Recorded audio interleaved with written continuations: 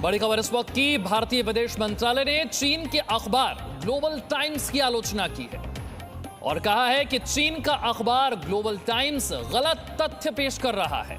भारतीय विदेश मंत्रालय ने चीन के अखबार ग्लोबल टाइम्स की आलोचना की है और कहा है कि चीन का यह अखबार यानी कि ग्लोबल टाइम्स गलत तथ्य पेश कर रहा है। भारत और चीन के बीच तनाव जारी है और आप जानते हैं किस तरह से ग्लोबल टाइम्स की तरफ से अपनी वेबसाइट पर अपने ट्वीट्स के जरिए जानकारी दी गई है। एक तरह से चीन का प्रोपेगेंडा ये चलाता है और भारतीय विदेश मंत्रालय की तरफ से इसकी आलोचना करते हुए कहा गया है कि यह गलत तथ्य पेश कर रहा है।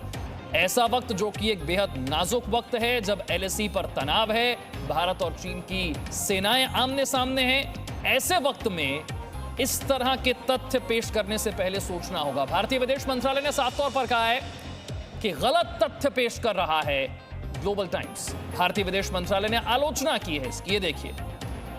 भारतीय विदेश मंत्रालय की तरफ से चीन के अखबार ग्लोबल टाइम्स की आलोचना की गई है और चीन का अखबार ग्लोबल टाइम्स गलत तथ्य पेश कर रहा है, यह विदेश मंत्रालय की तरफ से कहा गया है। आप जानते हैं जिस तरह से LAC पर 5 मई से लगातार तनाव बना हुआ है।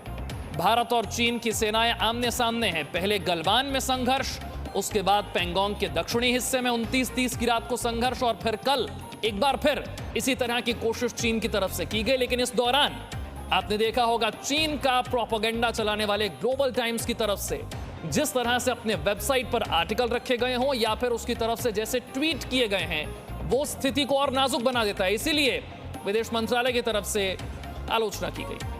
Presenting B News app, available on Google Play and App Store. Download it now.